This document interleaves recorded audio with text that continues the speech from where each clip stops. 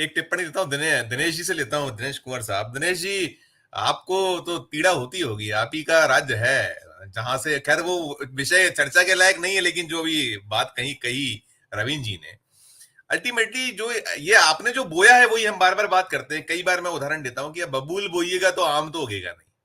अब वो जो कांटे ही होंगे, और कांटे होंगे तो चुभेंगे भी, वही कुछ दौर चल रहा है। और अब ऐसा चुभ रहा है कि आप कुछ उस पर बोल नहीं पा रहे हैं, कुछ नहीं हो पा रहा है, जवाब भी नहीं है आपके पास। आपकी टिप्पणी।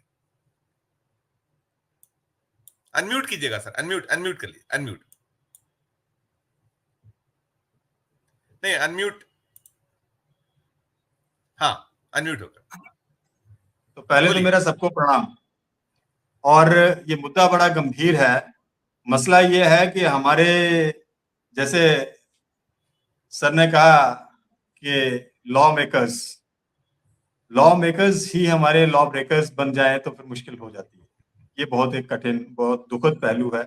और उससे ज्यादा दुखद पहलू ये है कि हिमाचल जैसे शांत प्रिय प्रदेश है, जहां संस्कार और सभ्यता की बात होती है और धर्म और निष्ठाओं की बात होती है, यहाँ से उठकर अगर कोई व्यक्ति गाली गलौज और इस तरह की बात करे तो यहाँ का जो समाज है वो उस पर भी उंगली उठती है। तो इसलिए हमारे जो रिप्रेजेंटेटिव हैं उनको ये बहुत जरूरी है समझना कि आप नेशनल और इंटरनेशनल फोरम पर जब भी अपनी जुबान खोलें तो कम से कम इस चीज का लिहाज रखें कि वो किस देवभूमि से आते हैं। तो ये एक बहुत जरूरी पहलू है। दूसरा इसका जो पहलू है वो ये है कि किसान किसान आंदोलन हुआ, मैं उनको शहीद बोलता हूं, जो लगभग 700 750 किसान उस दौरान बेचारे अपने परिवार छोड़कर गए। और उस पीड़ा को ना तो हमारे प्रधानमंत्री समझ पाए और ना ही शायद हम, उनकी जो फौज है आगे, उनके जो समर्थक हैं जिनमें हमारी कंगना भी आती है, उसके जहन में भी शायद ये चीज नहीं होगी। खैर उनका, कंगना जी का, तो मैं हैरत इस बात पर भी हो जाती है कई बार कि उनका हिंदुस्तान ही आजाद 2014 में हुआ है। तो इसलिए उनके जितना उनका ज्ञान है वो उसके अनुसार बात करती हैं। आज उन्होंने माफी मांगने का काम किया है, जरूर। माफी भी उन्होंने इस तरह से नहीं मांगी है कि मैंने जो कहा वो गलत है। उन्होंने ये कहा है कि मैं जो कह रही हूं उसे मेरी पार्टी का विचार ना समझा जाए, वो मेरा निजी विचार है। तो इसलिए और अगर इससे किसी पक्ष को इससे आघात पहुंचा है तो मैं उसके लिए अपना खेद व्यक्त करती हूँ। खेद व्यक्त किया है उन्होंने, माफी शब्द का इस्तेमाल नहीं किया कि मुझे माफ किया जाए और I apology for my this act and conduct. अब मसला ये आ जाता है कि इस तरह के प्रवचन जो आ रहे हैं, इनका असर हरियाणा और दूसरी जगह क्या होने वाला है। अभी हरियाणा इलेक्शन में है, फिर हम महाराष्ट्र की बात करेंगे आने वाले दिनों में। तो वो सब चीजें जो है उनका रिप्रकर्शन क्या है, पार्टी के ऊपर उसका क्या असर होता है। पार्टी इस वक्त हरियाणा में, मतलब औंधे मुंह गिरकर घिसट घिसट कर कोशिश कर रही है कि कुछ सीटें आ जाएं। ऐसी स्थिति में कंगना का बयान आना और उसके बाद हमारे माननीय प्रधानमंत्री जी का खामोश रह जाना, ये अपने आप में बहुत सारे प्रश्न खड़े करता है। मसला ये है कि आज डेवलपमेंट की कोई बात नहीं की जा रही है। उस स्पेस टेक्नोलॉजी के ऊपर भी अब वो नहीं बात कर रहे हैं जिससे अयोध्या में सड़कें बनी है। वो बात भी लोग पूछना चाहते हैं कि इस भ्रष्टाचार की जो पराकाष्ठा है ये किस लेवल तक चली गई है। हरियाणा में खट्टर जी ने जो 9 साल में किया और बाद में सैनी साहब आए हैं, इन्होंने 1 साल में क्या किया, 8-9 महीने में इनका क्या, ये क्या कर पाए, ये अलग अलग विषय है।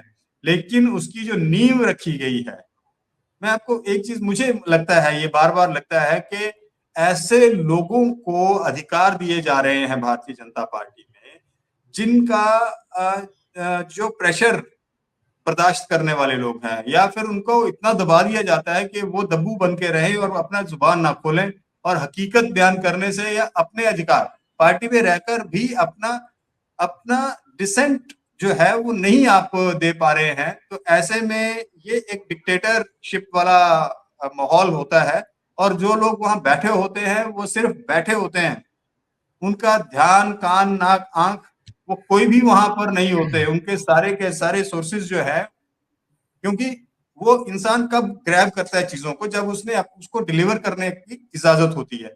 मुझे कहने की इजाजत ही नहीं होगी तो मैं सुनूंगा ही क्यों कि इसमें क्या ठीक है क्या गलत है। तो कुल मिलाकर हरियाणा में लोग जो सुनना चाह रहे थे, रविंदर जी ने बहुत अच्छा कहा कि वो उन्होंने उस पर खामोशी अख्तियार करी।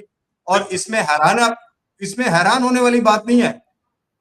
अरे आप देखिए सर, मणिपुर में आज तक चल रहा है, उसके ऊपर अगर हमारे प्रधानमंत्री नहीं बोल रहे हैं तो यहां तो इलेक्शन है। वो हालत वहां है कि वहां वर्टिकल डिवाइड की तरफ जा रही है। वो स्टेट छोटी सी स्टेट है और इसके बावजूद वहां पर आपने इस तरह से वो लड़ा दिए हैं लोग, उनको आपस में इस तरह से उलझा दिया। और ये सिर्फ और सिर्फ भारतीय जनता पार्टी के नेता सिर्फ विभाजन की राजनीति कर रहे हैं। और इस वक्त जितना इन्होंने हिंदू मुस्लिम किया है, मैं यूपी की बात नहीं कर रहा हूं, अब मैं हिमाचल में बैठा हूं, हिमाचल की बात सुना रहा हूं कि हालत ये है कि एक मस्जिद का छोटा सा इशू था, उसको इतना फ्लेयर अप कर दिया, आज पूरा हिमाचल चल रहा है। पिछले कल पालमपुर में, उससे पहले कांगड़ा में, फिर आज पिछले कल साथ के साथ ऊना में। इस तरह के ये जो छोटे छोटे स्टेशन हमारे डिस्ट्रिक्ट हेडक्वार्टर्स हैं, हर रोज कोई ना कोई हालात ऐसे बन रहे हैं। आपको आपकी जानकारी के लिए बता देता हूं, हमारे यहाँ जितने कारीगर हैं, लकड़ी के लोहे का काम करने वाले या दूसरे कारीगर है जो व्हाइट वॉश करने वाले, लोगों का कंस्ट्रक्शंस के काम ये वो सब करने वाले, ये सब इधर से आते हैं, ये इस माइनॉरिटी कम्युनिटी से आ रहे हैं। और वो सब के सब धीरे धीरे पलायन कर रहे हैं। हालत ये है कि अब पहले वो यहाँ काम कर रहे थे, अब वो यहाँ से पलायन कर रहे हैं और जो विकास है उसके ऊपर भी अंकुश लग रहा है। कहीं ना कहीं हर्डल्स आती रही है, प्राइवेट सेक्टर में आएंगी, आप दिनेश गवर्नमेंट। दिनेश बिल्कुल आप वहां के हिमाचल की बात करते हैं, बिल्कुल ठीक है। आप कह रहे हैं कि इनका वो जो डिवाइड एंड जो रूल की कोशिश होती है वो अब विफल है, लेकिन ये सब घातक हो रहा है। जो कुछ वो कर रहे हैं, उनके जो प्रयास अभी चल रहे हैं वो घातक है। हम अगर इसको ही सीमित करते हो एक आध लाइन में, फिर मैं दो एक एक टिप्पणी तो दोबारा भी लौटूंगा मैं, अगर आप मैं समाप्त करिएगा। एक लाइन में खत्म कर रहा हूँ सर। हमारा जी हम यहाँ पर गंगा जमनी तहजीब की बात करते रहते थे। हमें वो शायद यूपी में रही होती होगी। यहाँ हमारा भाईचारा बिल्कुल संयम से था और एक साथ मिलजुल कर चल रहे थे। लेकिन यहाँ पर भी अब एक दूसरे के ऊपर भरोसा कम होता जा रहा है। ये एक दुखद पहलू। नहीं सर, ये देखिए, इसको इसको ऐसा मत करिए। मैं माफी चाहता हूँ, मैं दिनेश जी के पास जाऊं उसके पहले इतना बोल देता हूँ कि गाली देना वो तो हम नीति और जो वो है उसकी बात करते हैं। गोदी मीडिया की अपनी मजबूरी है, गोदी मीडिया को उस हिसाब से दिखाना है हर चीज को। जैसे क्या जो आधा मजबूरी ग्लास क्या है? भरा आधा ग्लास मजबूरी खाली, वो क्या है सर शैली है ये? उनकी अपनी मजबूरी है। और हम तो जो कह रहे हैं हमारे सामने है ना, और ये भी कहा गया है कि अगर आप अच्छा करोगे तो अच्छा भी बात करेंगे, सभी ने कहा ये बात। दिनेश जी आपकी टिप्पणी चाहूंगा, छोटी सी जो मैंने बिहार के संदर्भ में थी वही मैं सुधांशु जी और फिर वो विनय जी पे खत्म करूंगा। मेरे टाइम की थोड़ी कमी है तो छोटी छोटी टिप्पणी। अनम्यूट कीजिए, अनम्यूट कर लीजिए, अनम्यूट कर लीजिए। नहीं आप अनम्यूट नहीं है, एक मिनट अनम्यूट करता हूं, मैं करता हूं। हाँ मैंने ये जो अनम्यूट कर ये जो जी। ये जो मैं छोटी सी बात कहकर अपनी बात खत्म करूंगा कि ये जो बगावत के स्वर उठने लगे हैं ना वहां बिहार में, ये नीतीश जी एक अकेले नहीं है जिनका सांस घुट रहा है अब इस माहौल में। ये चंद्रबाबू नायडू ले लेंगे, जो मिलेगा लेंगे, लेकिन अपने रंग ये भी दिखाएंगे। क्योंकि वहां आपको आपको जितना मर्जी स्वादिष्ट व्यंजन मिलता रहे, लेकिन जब जब वो बात जो कही रविंद्र जी ने, जब आप बोलने की इजाजत नहीं होगी तो फिर तकलीफ तो होगी ना। तो वो तकलीफ इस वक्त सिर्फ वो एक जगह नहीं है, पूरे माहौल में। ये 2 साल की बात कर रहे हैं। मुझे मुझे लगता है कि ये आगे वाले 2 साल नहीं, बहुत कम समय में ऐसा कुछ होने वाला है जो देश की दशा दिशा सब कुछ बदलेगा। और इसका असर जो है वो देश पर होगा। और मोदी जी जो है वो लंबी पारी शायद इस तरह से नहीं, मनमानी वाली पारी नहीं खेल पाएंगे। तो इन्हीं बिल्कुल। शब्दों के साथ मैं इजाजत चाहूंगा।